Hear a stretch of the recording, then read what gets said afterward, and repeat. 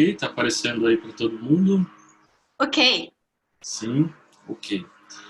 Bom, Iris, obrigado, doutora Iris, obrigado pelo convite. É uma oportunidade bastante interessante também discutir com outros pesquisadores, alunos de doutorado, essas temáticas, né, que são tão importantes para se pensar o que vai ser, né, da economia global para os próximos anos, e ao mesmo tempo conectar essa discussão com a questão do desenvolvimento sustentável, né? Então, fazer uma discussão a partir dos objetivos de desenvolvimento sustentável, né, da Agenda 2030, e pensar essas megas tendências, né, globais, que devem afetar diretamente o futuro do trabalho, né? Mas ao afetar o futuro do trabalho, também afeta a economia como um todo. A Iris já me apresentou, né? Eu sou doutor em desenvolvimento econômico, professor da Pontifícia Universidade Católica de Campinas, e tenho concentrado ultimamente minhas pesquisas em questões relacionadas à economia internacional, inovação e desenvolvimento. Bom, a discussão que eu vou propor hoje uma discussão que está estruturada nesses três tópicos, né?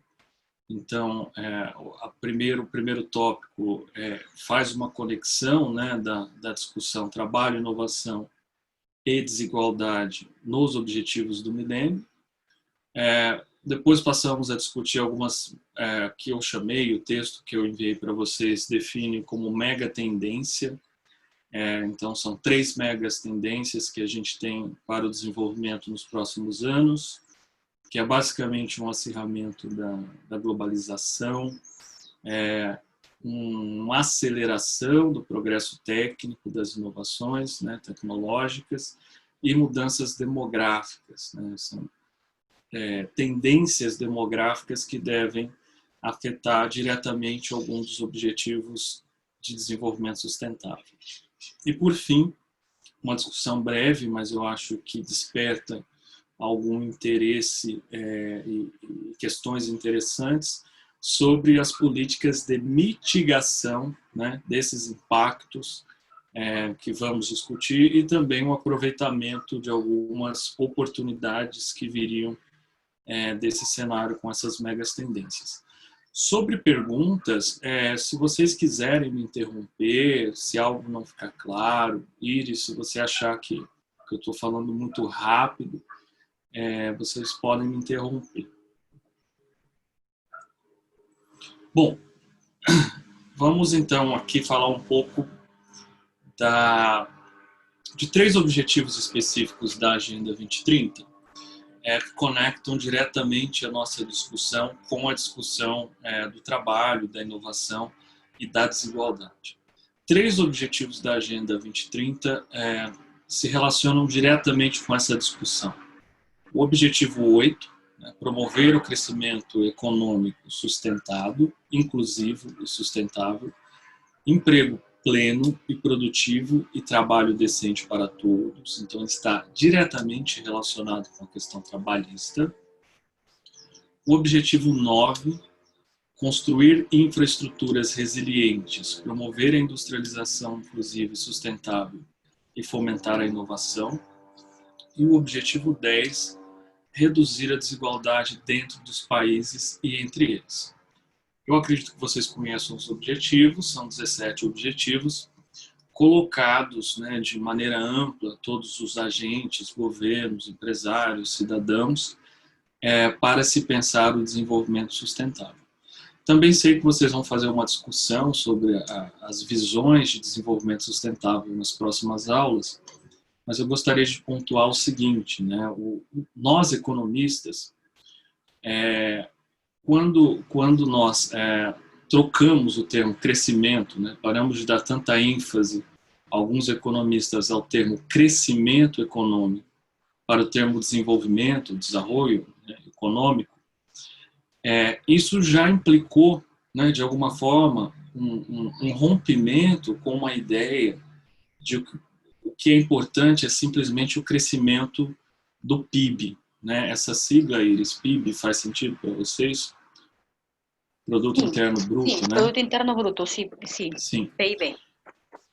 Quando a gente trocou essa visão de que o importante é o crescimento para a visão, né, do importante é o desenvolvimento, que traz uma série de questões ligadas a indicadores sociais, à educação, à distribuição de renda, nós passamos, nesse momento, os economistas que adotam esse termo desenvolvimento econômico, de alguma forma, já incluía critérios, né, para além do mero crescimento da atividade econômica em suas análises. O desenvolvimento sustentável, ele casa muito bem com essa definição dos economistas mais heterodoxos, né, dos economistas mais ligados a uma visão de economia mais ligada ao desenvolvimento. E traz algumas questões, né, importantes e formaliza isso de alguma forma. Vamos então falar das megas tendências, né, que a gente vai, que o texto trouxe, que eu vou discutir com vocês. São três, né, globalização, progresso técnico e demografia. Claro que tem outras mega tendências, mas essas, de alguma forma, além de estarem conectadas, são algumas tendências muito importantes para se pensar o futuro, sobretudo do trabalho, né? A primeira mega tendência, né, é um avanço na globalização. É claro que a globalização não é um fenômeno atual, recente, algo que apareceu há pouco tempo, mas o acirramento, o avanço de alguns processos de integração entre os países, né, e sobretudo a integração econômica, né, porque essa integração ela não é de toda forma global, né, ela se dá em alguns segmentos e sobretudo segmentos econômicos. Esse avanço, né, essa intensificação desse processo, sim, é algo que a gente tem visto de forma mais acelerada nas últimas décadas, né? E aí eu gosto sempre de falar de três tipos de globalização, porque elas têm impactos bastante diferentes sobre as economias nacionais, né? Uma delas é a globalização produtiva, né? Ou outsourcing, né? Operações das multinacionais, e tem uma série de motivações para que a produção saia de alguns países centrais, né, de alguns países considerados ricos ou desenvolvidos ou industrializados, e passe a ser operada em países em desenvolvimento, como se tem também empresas de países em desenvolvimento que vão operar em países desenvolvidos por uma série de questões. A teoria mais aceita, né, mais conhecida sobre o IDE, investimento externo direto, né, que seria o investimento financeiro de uma empresa em outro país, é de um autor chamado Dunning, né? E ele diz o seguinte: essas empresas, quando saem dos seus países de origem, elas são resource seeking, elas estão procurando recursos naturais, market seeking, ou elas estão procurando mercados, grandes mercados, efficient seeking, ou elas estão procurando eficiência produtiva, que são países que têm tecnologias de produção mais avançadas, né? Ou elas estão buscando alguma aliança estratégica, né, com empresas que façam P&D ou empresas que tenham montante de capital significativo, algum tipo de conhecimento, e estão localizadas em algum lugar do globo. Nesse sentido, seriam essas opções, e esse movimento, né, de investimentos externos diretos seria o que a gente chama de globalização produtiva. A globalização comercial é simplesmente o fluxo, né, de bens e serviços entre países, né, e ela tem uma característica, ela tem um impacto diferente sobre a integração econômica global. E, por fim, a globalização financeira, que é mais, aí sim, essa seria um pouco mais controversa, que seria o fluxo, né, de capitais entre países. E aí é um fluxo de capital que não é produtivo necessariamente, é um fluxo de capital de carteira, né? O investidor americano que vem para o Brasil ou vai para o Peru atrás de altas taxas de juros nos títulos do governo ou em bolsas de valores locais, né? E esse fluxo tem uma série de efeitos sobre a economia que merecem ser destacados. E eu já vou destacar, tá? Como que a gente tem aí, deixa eu ver se está aqui para frente, só para eu posso falar aqui mesmo, tá? A globalização produtiva, ela gera empregos, né, nos países receptores desse capital.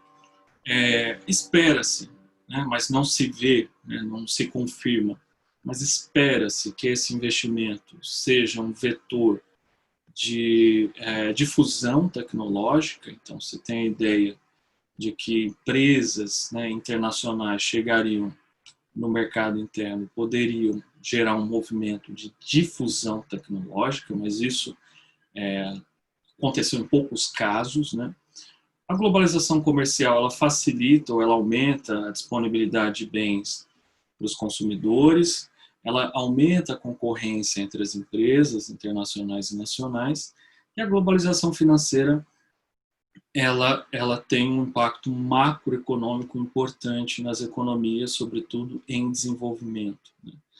E o impacto principal é uma volatilidade da entrada e saída desses capitais que limitam, né, o controle da taxa de câmbio nos países, limita a política monetária, então o estabelecimento da taxa de juros, tudo isso fica muito condicionado a essa entrada e saída de capitais e pode tirar a autonomia das autoridades econômicas na gestão desses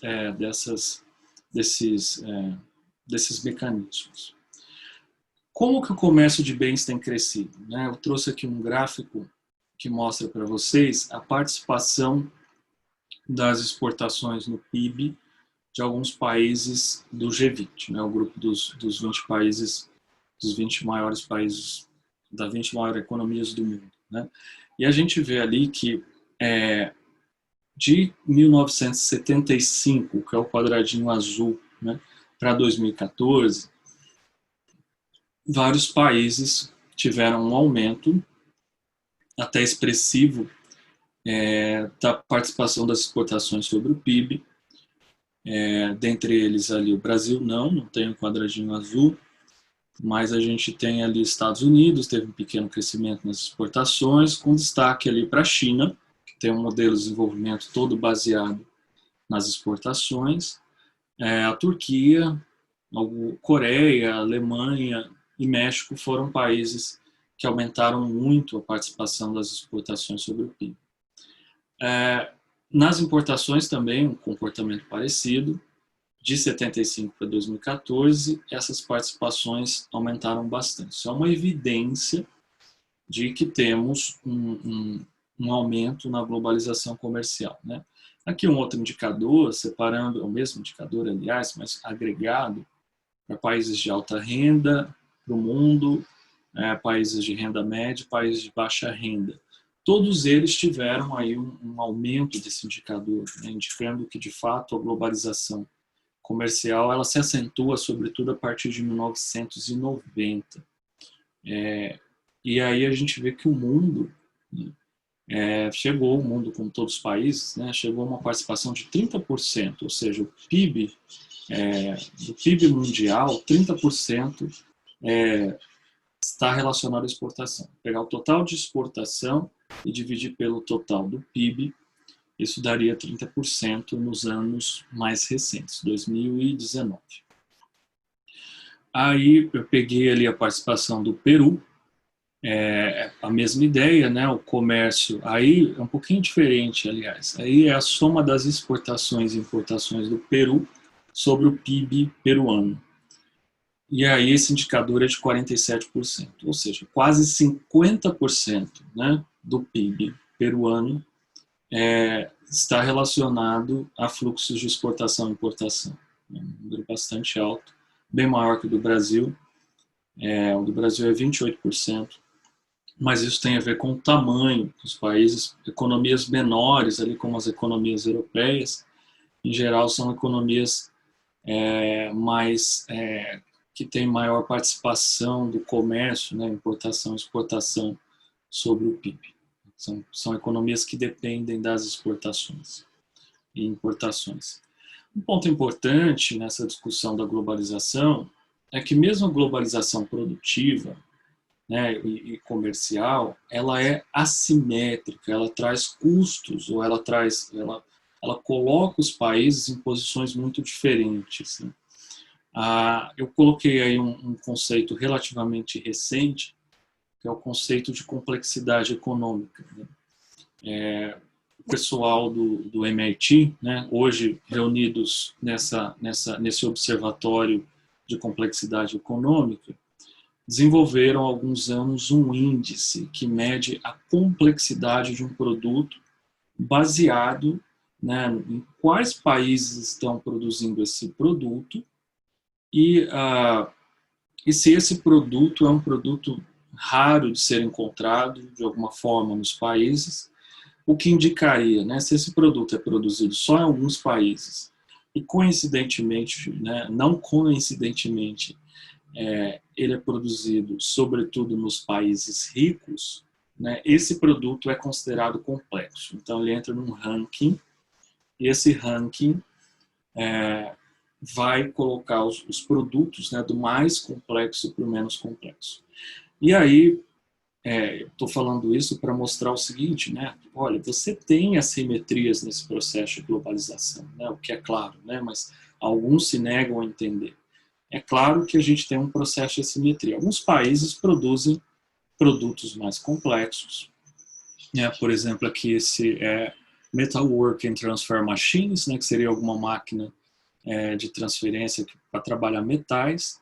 É um produto que em 2018 era o produto mais complexo que poderia se encontrar no mundo, ou seja, ele era produzido em países ricos e tem um alto valor agregado, podemos colocar assim. Enquanto produzir umbrellas, né, guarda-chuvas, como se diz em espanhol guarda-chuvas, Iris? Paraguas. Como? Paraguas. Paraguas. Paraguas. Ajá, Paraguas. paraguas. Para tapar las aguas. Paraguas. Paraguas. Então, Ajá. as paráguas aqui seriam um produto bem menos complexo, com um índice de 0,35. E aí, a produção desse bem claramente não está associada com altos salários, engenheiros bem formados, como eu sei que vocês são. Você não tem a necessidade, né, de mão de obra extremamente qualificada, de tecnologias extremamente desenvolvidas, um processo de produção complexo para produzir aquele bem, né? Não estou dizendo que não há complexidade na produção de paráguas, mas claramente em comparação com a dificuldade técnica na produção de metalworking transfer machines, é claro que é um produto muito menos complexo de se trabalhar. Então, a especialização produtiva, ela é um problema. Né? O Brasil é um grande produtor e exportador agrícola. Né? Como fica ali, ó, bovine, né? Tipo, bovinos, né? Bois, gado, está entre produtos menos complexos, ou seja, ele está menos associado com possibilidades de desenvolvimento, como alguns países, como a Alemanha, né, que vai concentrar a produção de bens complexos. Aqui é só a saída de IDE, então, investimento externo direto, eu acho esse conceito é familiar para vocês. Basicamente, né, é o fluxo de capital que sai de uma empresa, vou dar um exemplo, uma empresa brasileira que vai investir no Peru, abrir uma fábrica no Peru, isso seria contabilizado como um investimento externo direto. E aí a gente vê que isso também aumentou muito, né? Então a globalização produtiva, a partir de 95 também, toda essa década de 90, você tem um crescimento grande, seja para países de renda alta, renda média e renda baixa. Agora aqui, a entrada, né, vamos ver, a saída, ela sai basicamente de países de renda alta. Então, é o dinheiro, as empresas que vão fazer esses investimentos estão nos países ricos, só que os que recebem esse investimento são os países de baixa renda e renda média. A gente inverte essa situação. Esses investimentos estão procurando alguma atração econômica nesses mercados de menor renda. Tá? Bom, a outra mega tendência é o progresso técnico, né? E aí, eu preciso dizer para vocês que vocês têm, claro, percebido isso, as inovações ocorrem em tempo cada vez mais curto, né? Eu tenho um gráfico aqui, né? Eu peguei esse gráfico de uma fonte que só elencou ali algumas tecnologias e como elas, né, se deram no tempo. Então, a gente tem a impressão por prensa em 1400 como uma grande inovação, o telescópio em 1600, né? a máquina a vapor em 1750, depois a gente tem ali a lâmpada, né? o bulbo de lâmpada em 1800, o telefone em 1850, carros no final, né, na metade do século 17, e depois disso você alinha uma série de inovações ali de forma exponencial, mostrando, né, algumas inovações importantes, o microprocessador, o Apple Macintosh, depois os telefones celulares, os DVDs, carros híbridos, Google, YouTube, Facebook, são as inovações digitais, o primeiro chip 3D, né? Ali tudo isso muito rápido, encolhido ali, né, naquele espaço ali dos anos 2000 até hoje, né, no início aqui 2020, tudo isso muito condensado, muito rápido, né? Isso é uma mudança de fato perceptível, né? Isso é uma tendência. Risco, né, de automação, isso é importante, já avança para atividades menos rotineiras, né? Antes, o que era automatizado? Né? Esse termo faz sentido, Iris? Acho que sim, né? Automatizado.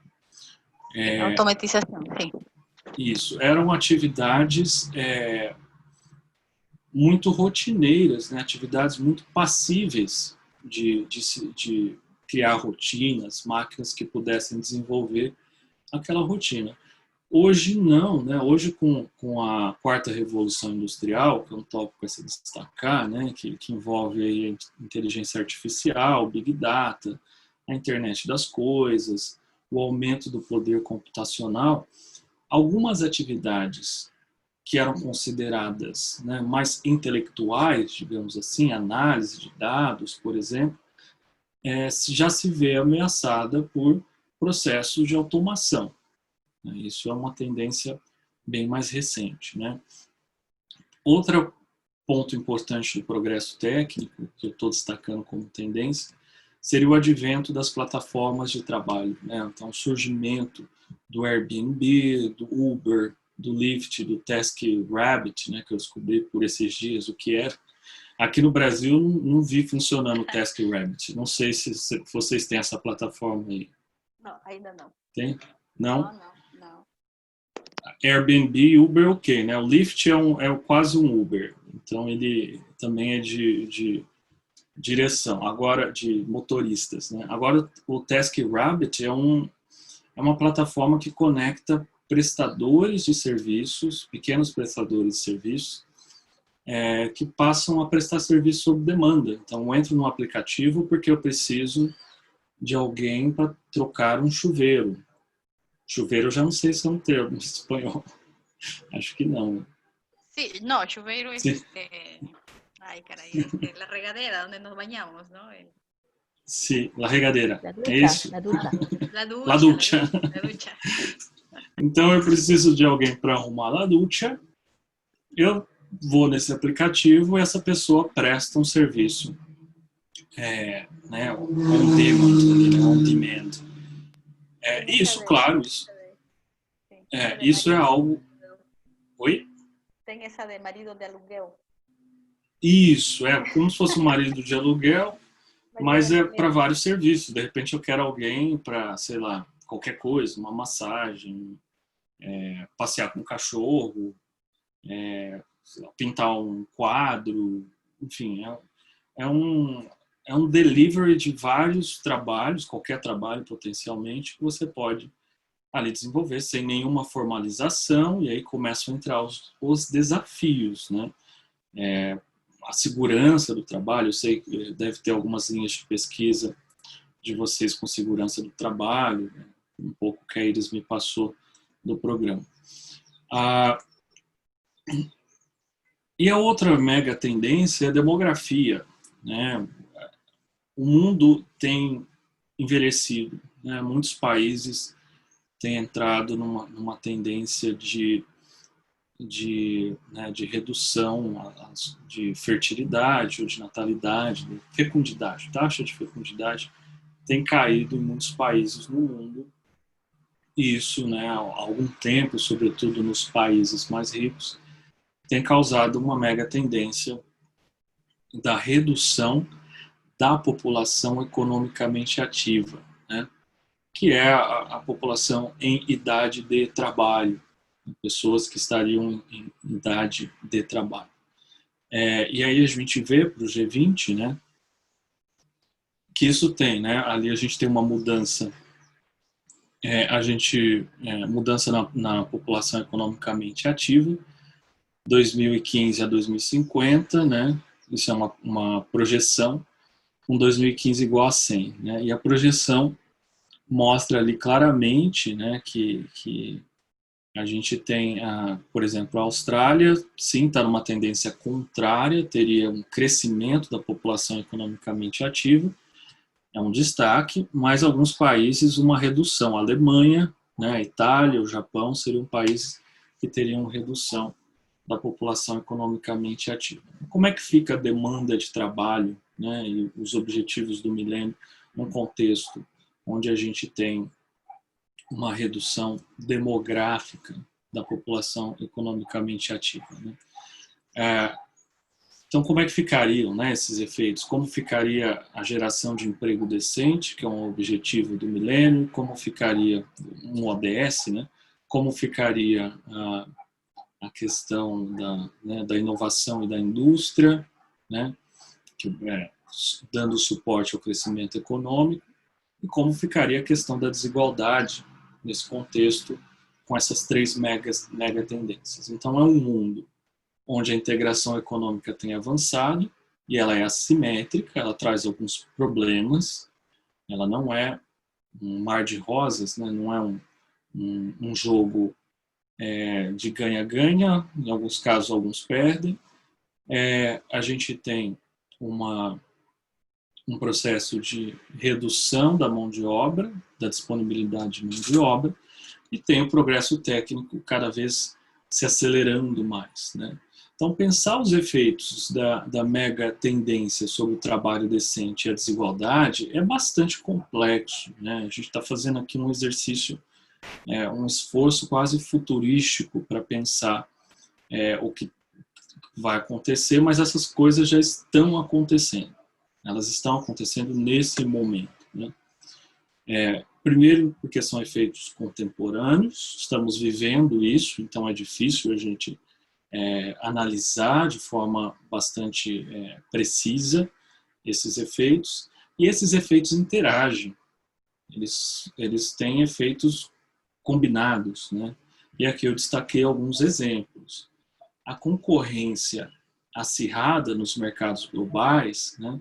Então, como a gente coloca nossas empresas peruanas, brasileiras, latino-americanas para concorrer com empresas alemãs, japonesas, americanas, esse processo de concorrência é um processo que força as empresas, né, a buscarem, né, quando elas conseguem, porque inovar não é fácil, né, adotar também não é fácil, quando elas conseguem se envolver em projetos de inovação e adoção tecnológica. Então, a própria globalização, ela é um grande incentivo para a adoção e inovação tecnológica, o que acaba constituindo a base do comércio, né? Por que Por que as nossas empresas têm dificuldades de se inserir de forma efetiva, positiva no mercado internacional?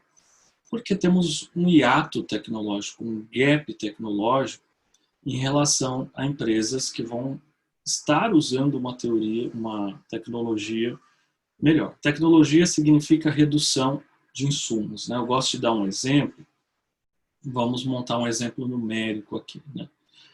Preciso que vocês acompanhem aí, quem tiver papel e caneta pode até ir anotando para acompanhar. Vamos pensar, custo de trabalho, né? Vamos pensar que só exista um fator de produção, que é o trabalho, e que a gente pague um salário para esse trabalhador.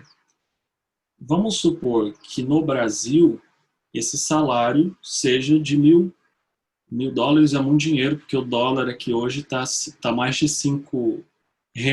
Então, assim, $1.000 no Brasil hoje seria R$5.000. É muito pra gente. A gente não está acostumado com esse câmbio, né? Tá fora do padrão. Mas vamos supor que o salário no Brasil seja $500, né? $500. E que o salário vamos pegar um salário na Alemanha, vamos pegar o salário da Alemanha, seja de $1.000. Uma primeira pergunta, tá? Para um mesmo processo produtivo, nós vamos produzir a mesma coisa no Brasil e na Alemanha, tá? Só com essa informação, que o salário aqui é $500 e na Alemanha esse salário é $1.000. Onde é mais barato produzir?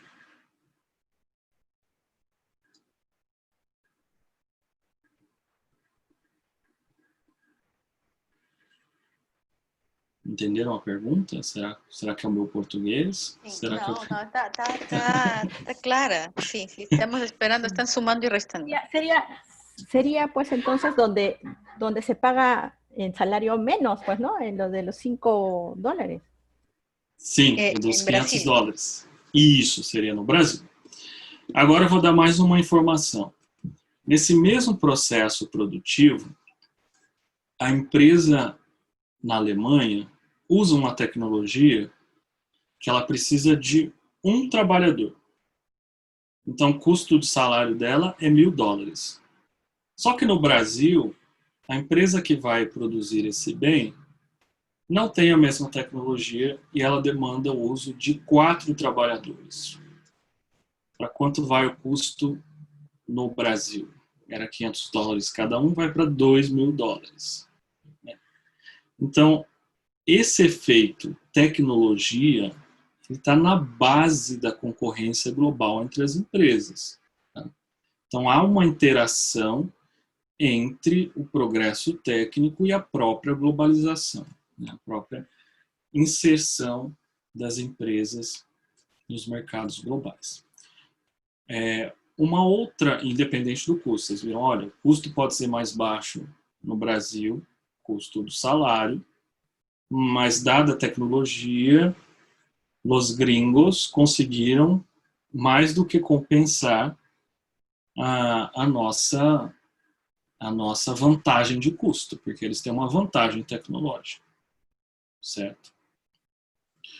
Bom, o aumento do comércio e as ICTs, né, as tecnologias de informação e comunicação, o comércio por si só é possível nesse volume porque aumentou-se consideravelmente a possibilidade de comunicação digital, né, informacional entre os países. Os custos de transportes caíram muito, então isso é uma outra interação. Estou aqui dando exemplos de como esses efeitos podem interagir e às vezes fica difícil separá-los em caixinhas, né? A demografia e a inovação tecnológica é uma outra relação complexa. Em geral, quando temos um déficit demográfico, ou seja, quando faltam trabalhadores, pessoas em idade economicamente ativa, as empresas têm um grande incentivo para inovar, sobretudo inovações que poupem mão de obra, pouco em trabalho. Bom, novas oportunidades com essas tendências, claro, né? Ganho de eficiência no trabalho, produtividade, né? Que é o ganho de eficiência no trabalho, flexibilidade para empregadores e empregados, novas atividades, avanço na divisão do trabalho, entre outros, né? O tema da divisão do trabalho ele é bastante antigo, né? A gente teve grandes saltos de eficiência com Taylor, com Ford, porque o trabalho passou a ser dividido de forma mais inteligente. Agora, e os desafios? Né? E os desafios né, para a oferta? Tem desafios importantes. A gente pode ter problemas com oferta de postos de trabalho, oferta de emprego, né, lugar para trabalhar. A gente tem problemas a gente pode ter problemas com a qualidade dos empregos que estão associados a essas mega tendências e com a inclusão no mercado de trabalho. Será que isso vai ser igual para todos os tipos de trabalhador? Como que essas oportunidades se dariam? Né? Quais são os desafios? Né? E aí esses desafios estão intimamente ligados aos 3 né, objetivos de desenvolvimento sustentável que eu comentei, né, que a gente está discutindo desde o começo. Vamos pensar aqui os desafios né, para esses 3 tópicos, começando pela quantidade de vagas. Né? Vamos pensar primeiro a globalização, né, como que ela pode afetar o número de empregos, número de postos de trabalho. A gente tem né, aqui uma relação tá, entre investimento direto externo, né, saída de capital das empresas para outros países e comércio, e isso, em geral, né, esse problema conectado a isso, a gente chama de exportação de empregos. O que seria uma exportação de emprego?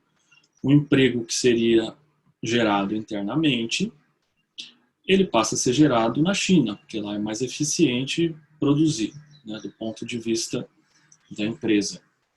Então, nesse ponto, essa relação, há um grande potencial de exportação de emprego, segundo o Blinder. Né? Ele fez uma análise nos Estados Unidos e ele constatou que vários empregos que hoje estão nos Estados Unidos poderiam ser facilmente transportados para fora dos Estados Unidos, né? Aquela posição.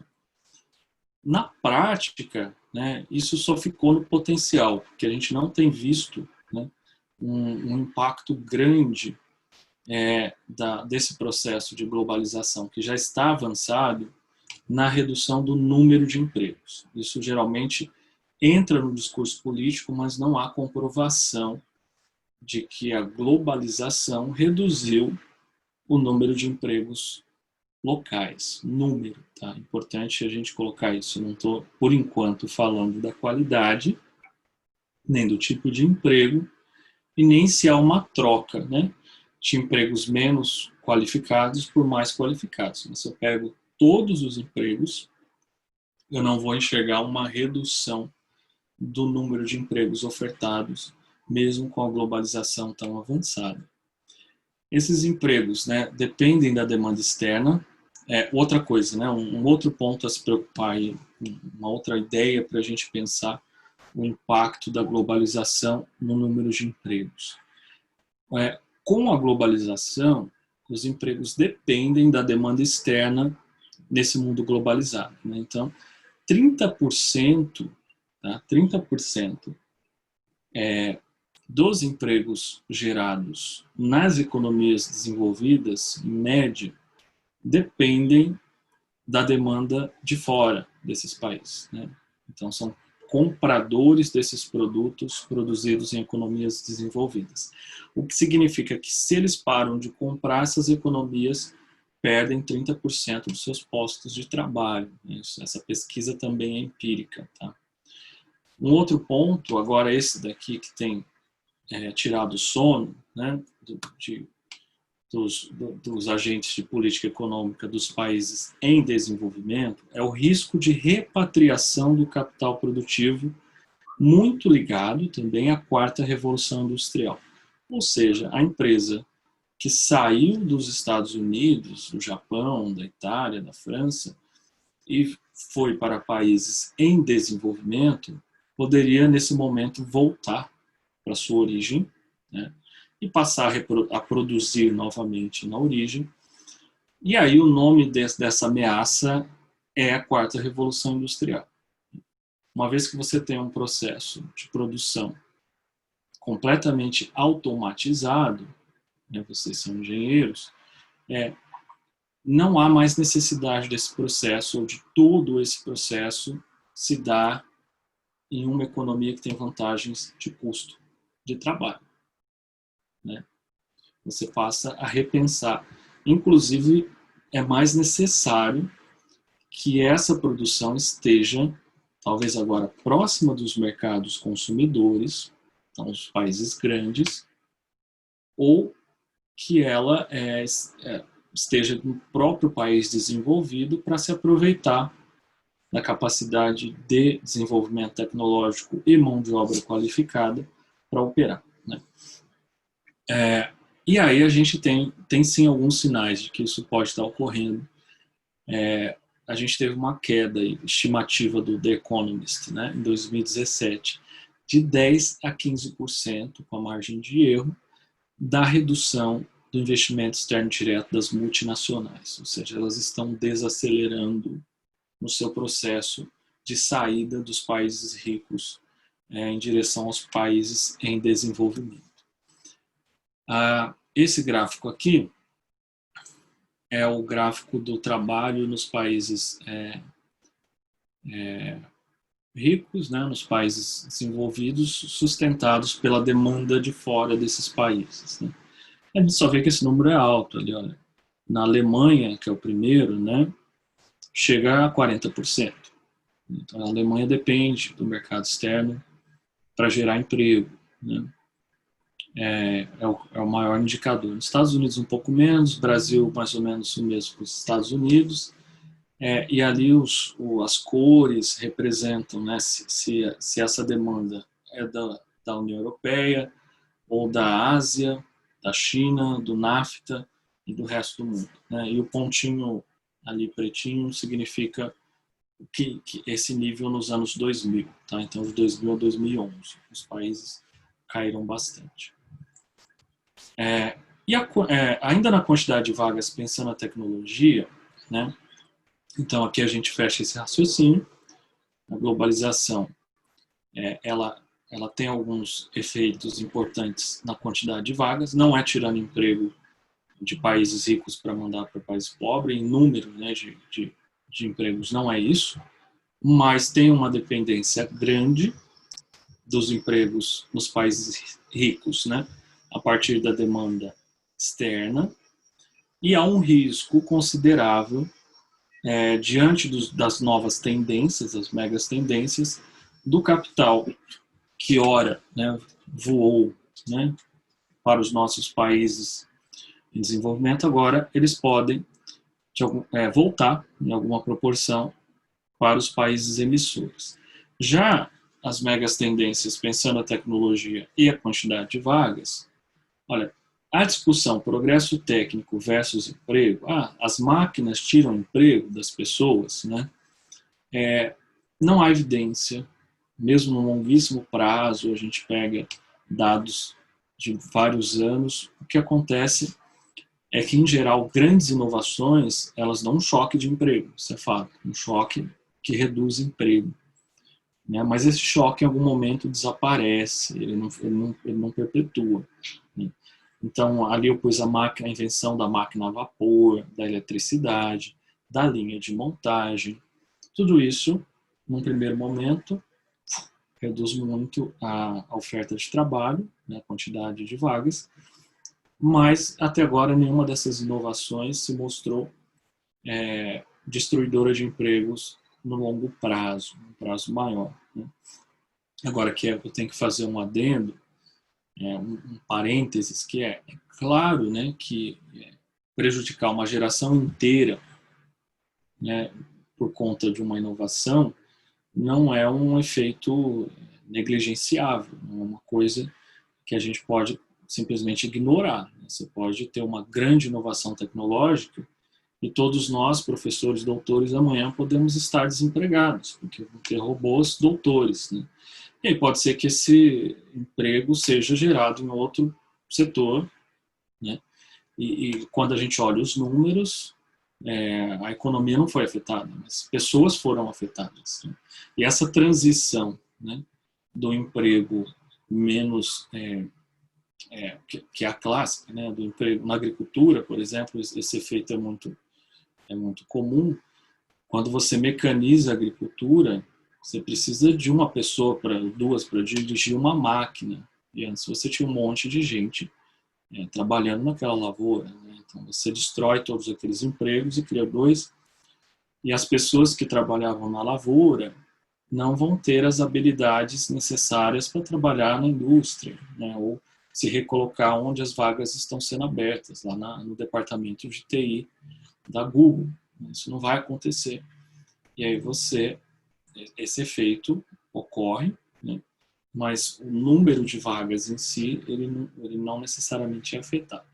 A quarta revolução industrial tem efeitos incertos, né? E alguns efeitos podem ser negativos. Aí tem vários estudos muito preocupados com o impacto do avanço da quarta revolução industrial que já está ocorrendo.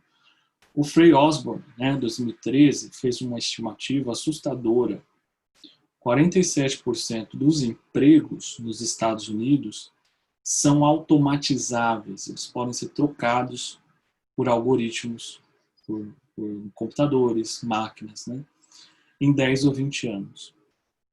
Aí o Ernest, o Gregory e o Zayahan, 2016, né, que é o pessoal da OCDE, fez um estudo menos alarmante e pensou o seguinte: não é a ocupação, mas as tarefas que estão dentro da ocupação.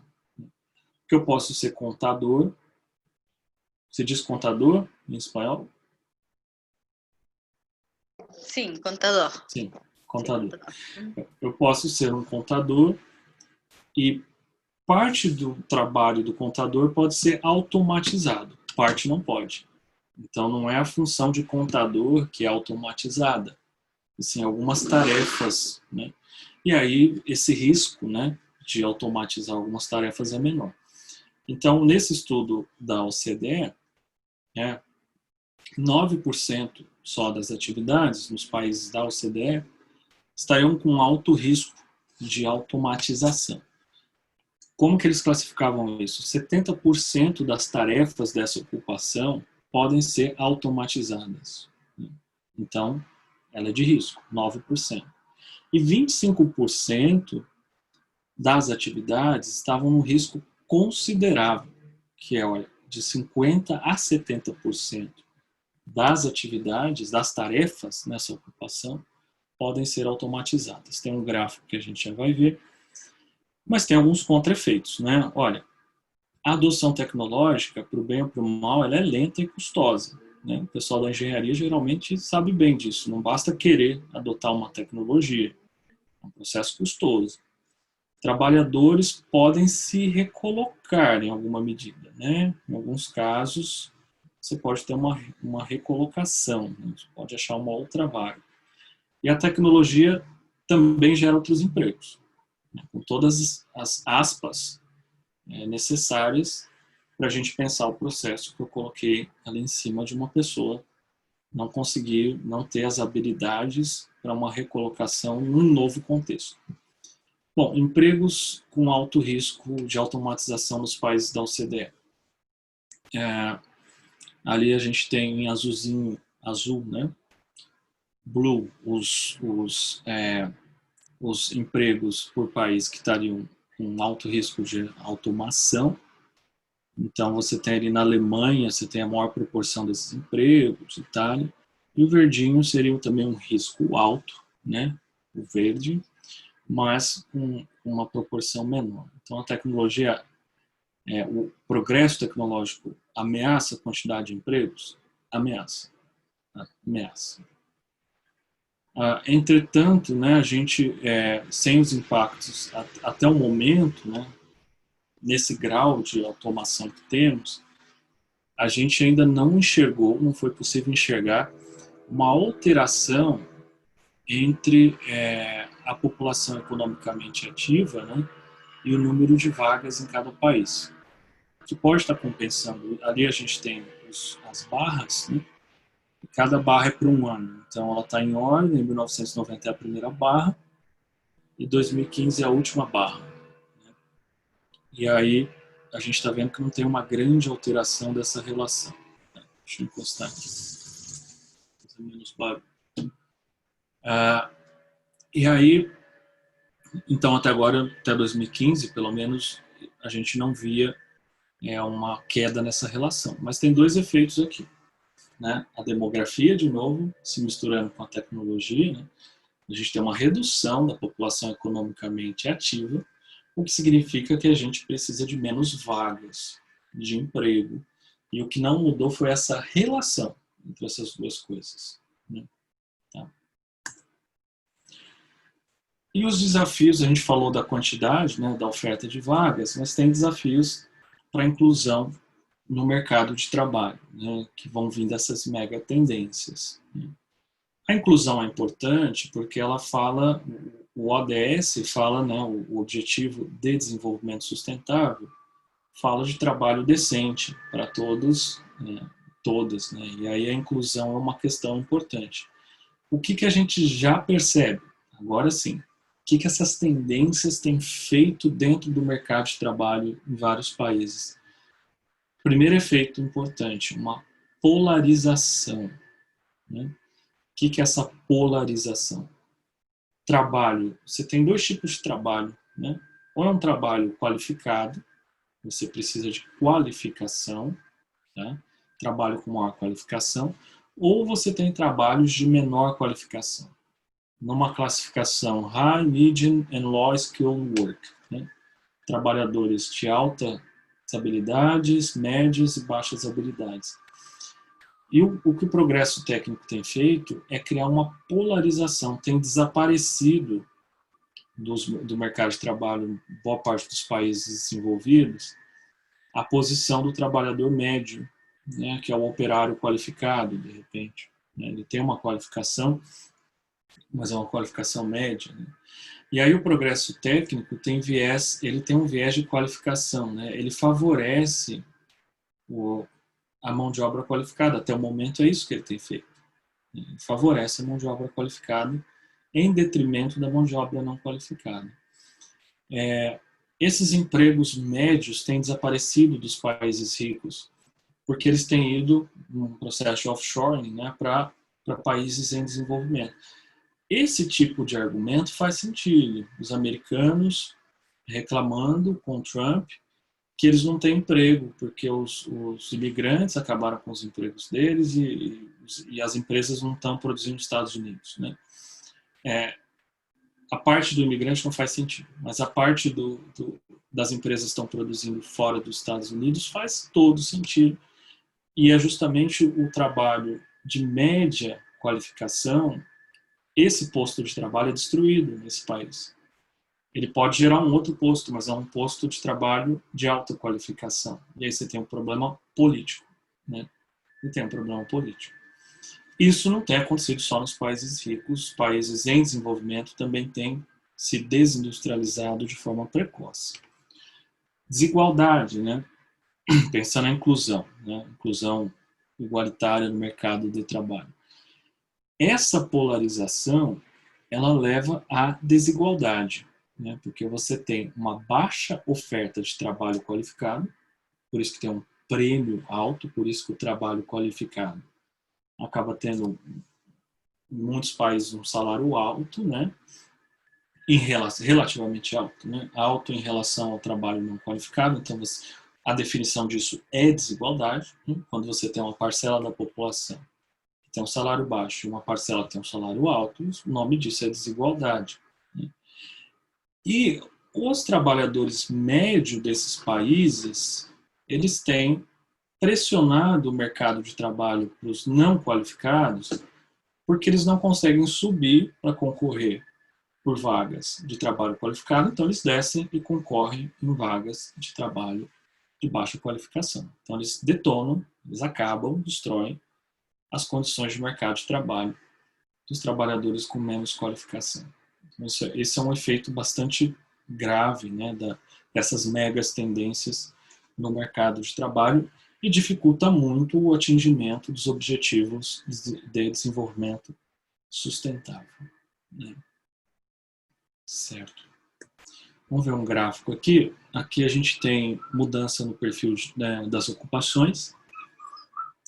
Então a gente tem ali na Índia, né, tudo o que eu falei agora. A gente tem um crescimento, né, de 6,3% para o trabalho de alta qualificação, pontos percentuais. Um percentual de percentage points, mudanças em pontos percentuais do emprego, no share do emprego por ocupação. Então a gente tem ali 6,3 pontos percentuais de aumento para o trabalho de alta qualificação e ali o médio, ó, o rotinizável, né, o que pode ser rotina, automatizado, tem uma queda muito forte. A mesma coisa nos Estados Unidos, com a diferença que cresce um pouquinho, isso é uma característica de país rico, cresce um pouquinho a participação dos de baixa qualificação, que acaba faltando, né, esses profissionais, e ali, né, outros comportamentos, algumas exceções, mas ainda nesse sentido dessa tendência, tá? E as desigualdades, aí o índice de Gini, não sei se é um índice familiar para vocês, mas é um índice que mede concentração. Tá? E aí o índice de Gini, quanto mais próximo de 1, mais concentrada é a renda, e quanto mais próximo de 0, menos concentrada é a renda. Os Estados Unidos tem uma concentração histórica em relação aos países desenvolvidos, né? Isso aqui de 1974 a 2012, né? Como foi crescendo. E para os países em desenvolvimento, os outros países do G20, né? Você tem também alguns movimentos interessantes. No Brasil, a gente conseguiu reduzir a desigualdade, né? De 0,60 para algo próximo, né, de menos que 0,45, não, menos que 0,55, índice de Gini. Outros países também lograram isso, né, a Argentina, e no Brasil eu posso falar tranquilamente que foi por meio de políticas sociais de transferência de renda. Isso não teve muito a ver com política de aumento do salário mínimo e essas políticas que lograram esse sucesso na redução da desigualdade no Brasil. Mas, de qualquer forma, aqui o importante é a gente ver que com as 3 mega tendências, né, tecnologia, globalização e demografia, o que a gente vê é um movimento de alta da desigualdade nos países ricos e depois aqui algumas exceções, algumas quedas nos países em desenvolvimento. Tá? E a qualidade dos empregos, né? Caminhando aí para os últimos slides. Né? A gente falou de quantidade, né? E a gente viu que o impacto na quantidade não é direto, né? Embora a 4ª Revolução Industrial possa reduzir a oferta de empregos, o impacto na inclusão é dramático, porque você tem uma polarização do mercado de trabalho e você tem um aumento da desigualdade.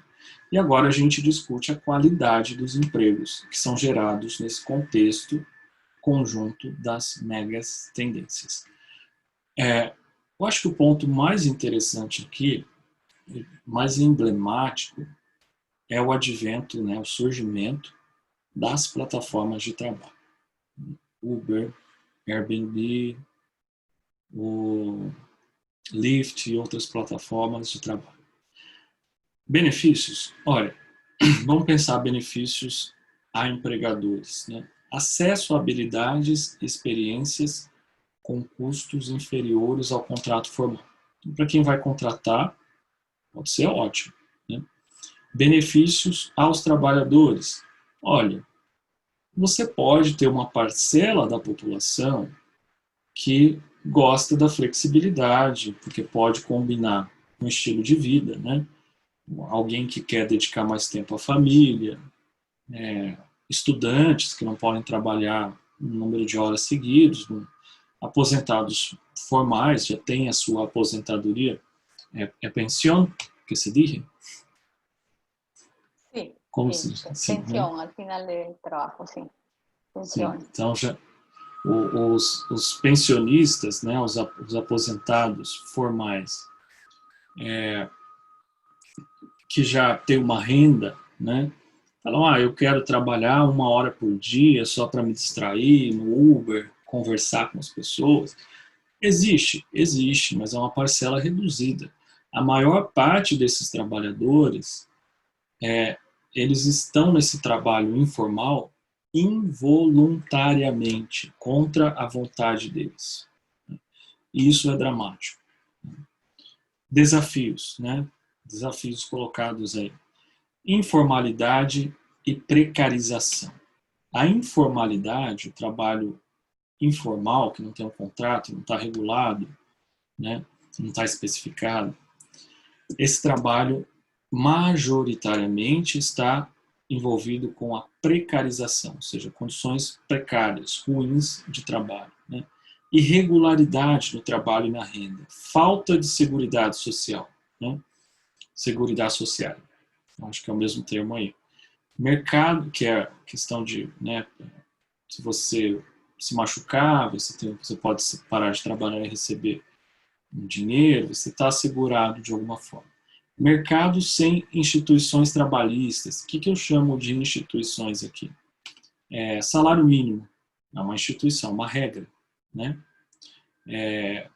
Horas de descanso, ninguém pode, né? Aqui no Brasil, não sei como é a regulação de vocês, depois vocês podem me contar, mas aqui, por exemplo, eu não posso, eles não podem me alocar uma aula na universidade que seja a última do noturno, da noite, e a primeira da manhã. Eu não posso, eles não podem. Porque tem uma regulação, uma instituição, que diz que eu tenho que ter 8 horas de trabalho, 8 horas de descanso ininterruptas. E não dá as 8 horas. Né? Então, eu não posso, eles não podem me pedir isso. Então, são essas regulações. Né? A segurança no trabalho, né? Quando você está numa empresa, você tem um engenheiro de segurança do trabalho que controla a necessidade de proteção, EPIs, é esse termo também eu acho para vocês, mas seriam os equipamentos de proteção individual, né?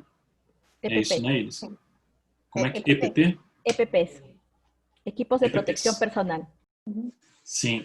E aí, como é que você garante isso no mundo das plataformas, né? No Rabbit lá, como é que o operário, alguém que vai prestar um serviço, ele mesmo vai cuidar da proteção dele, né?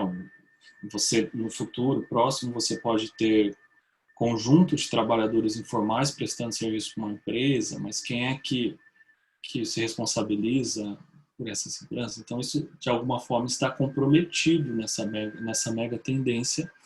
A qualidade dos empregos podem piorar bastante, né, pelo advento das plataformas de trabalho, tá? E aí, desafios, né, para a política social e tecnológica. Olha que eu coloquei na mesma frase a palavra social e tecnológica. Não acontece com frequência, né, mas é importante, ainda mais na discussão desse tema. Desafios para a política social e tecnológica, né? A seguridade social, né? A proteção, né? Seguro-desemprego, salário maternidade, e todos os outros, aposentadoria social, tudo que está ligado à seguridade social tem que ser repensado. A gente não vai conseguir fugir disso. A gente vai ter que repensar os seguros, né, baseados na relação formal empregador. empregado, porque toda a Seguridade Social ela está baseada na relação do trabalho formal. É um empregador e um trabalhador. E aí você estabelece o contrato da Seguridade Social. Aqui no Brasil, a gente já tem a possibilidade do trabalhador informal pagar a Seguridade Social por conta própria.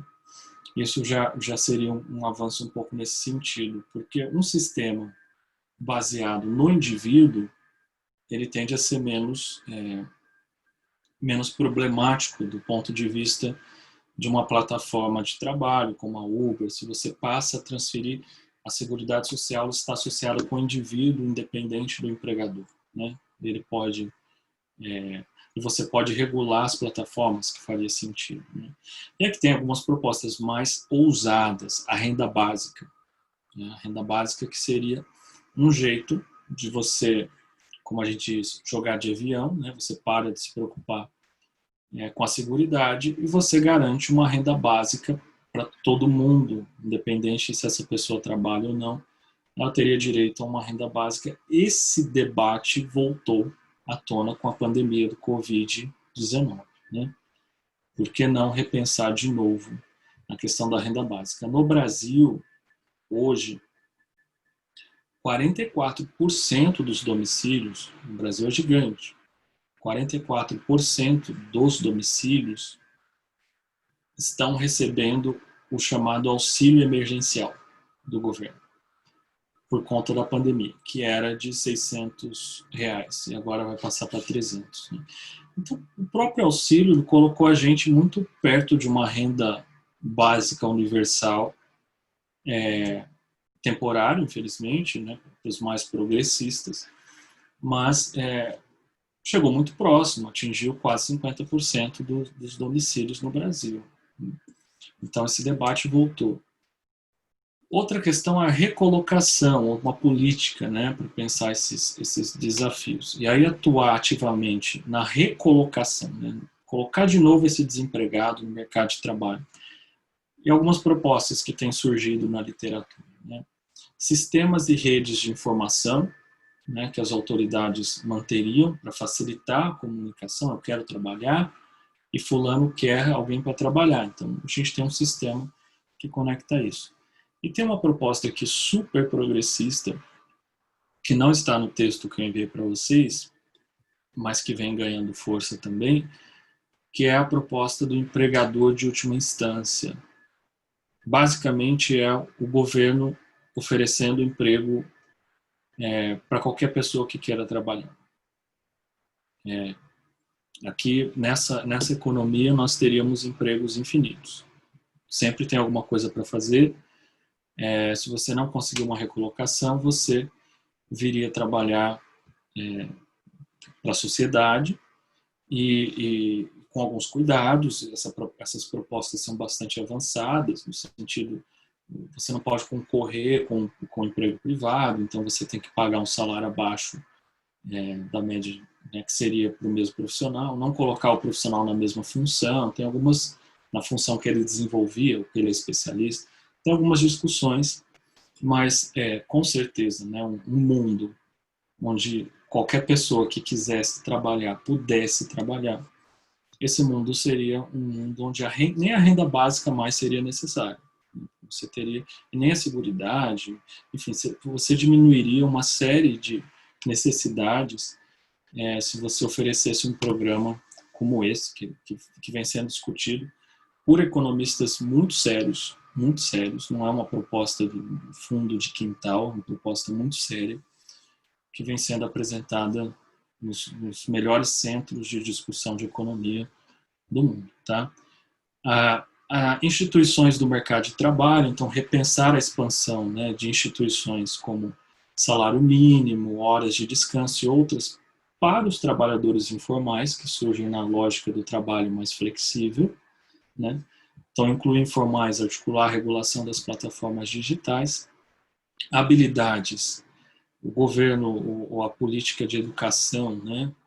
Ela precisa, né, se alinhar com a educação de novas habilidades, e aí Big Data, IoT, né, Internet das Coisas, etc. Trabalhar soft skills, né, que são as habilidades de comunicação, gerenciamento, né, habilidades emocionais, né, instituir programa de requalificação permanente. E por quê?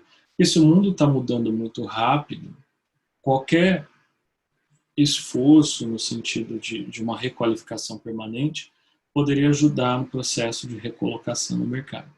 E o diálogo social, né, a voz dos trabalhadores aqui, rearticular associações entre trabalhadores nesse contexto. E esse contexto ele é muito diferente do contexto que surgem os sindicatos comuns, né?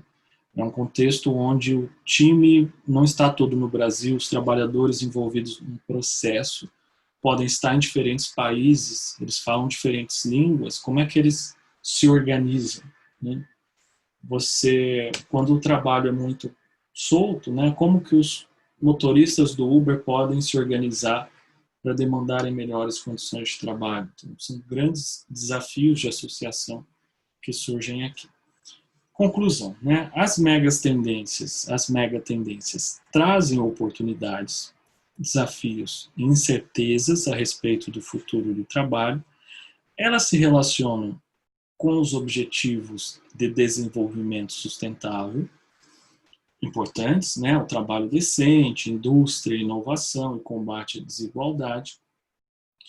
Políticas sociais e tecnológicas serão essenciais para amenizar os custos da atual transição direcionada pelo avanço evidente do progresso tecnológico, avanço da globalização e mudanças demográficas.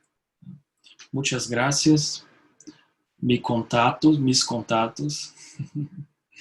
Desculpa não falar espanhol tão bem, gostaria de poder apresentar em espanhol, mas espero que vocês tenham me entendido, tenham me feito entender. A gente entendeu claramente seu português, é muito, muito bom. Porém, eu acredito que todo mundo aqui ficou paralisado, né? Eu tô meio que em síncope, né? Choque. Em choque. Porque o panorama para o Peru está complicadíssimo, né? Está complicadíssimo e fugir daquilo, eu acredito que é tipo na pandemia, né? Chegou e vai chegar para todos, não temos como fugir. Porém, o lado bom é que aqui na turma temos um grupo de pesquisadores, investigadores, que com certeza vão a começar a estudar o tema e trarão novos olhares, talvez trarão novas soluções a alguns dos tantos problemas, desafios que você apresentou. Bom, muito interessante. Se hubiera, yo creo que todo el mundo quiere preguntar, de hecho, pero me gustaría preguntarle al grupo, ante todo, podemos guardar las preguntas para el doctor Paulo y pasar para el doctor Pedro para aprovechar también al máximo lo que Pedro nos trae a decir. ¿Qué les parece, grupo? Sí, está bien de mi parte, doctora. Magnífico. Sí, doctora, porque además lo puso así en su estructura, así que... Sí. De acuerdo. Por favor, yo les pido, por favor, porque yo me imagino que yo también tengo muchas inquietudes. Escribamos las inquietudes para tenerlas ordenadas. Escuchemos ahora al doctor Pedro y bueno, Paulo, a gente ainda não agradece, não está fechando. Você vai permanecer aí ainda, Paulo, verdade? Sim, com certeza. Então tudo bem. Só estou tentando aqui conseguir tirar a minha tela. Tá. Então, no final, a gente abre, no final da apresentação do Pedro, a gente abre a conversa com todo o grupo e faz um fechamento com um brindis peruano, um pisco peruano. Tá bom? Pena que eu não estou aí. A gente todo mundo tá algum dia. Tá bom, então. Dia. Brindis virtual. Brindis virtual. Não, tem um happy hour, como le llaman lá? Se reúne o Armando me falou que se reúnem numa plataforma e o pessoal bebe, conversa e... Bom, algum dia, algum momento. Bar virtual. Isso. Tá bom.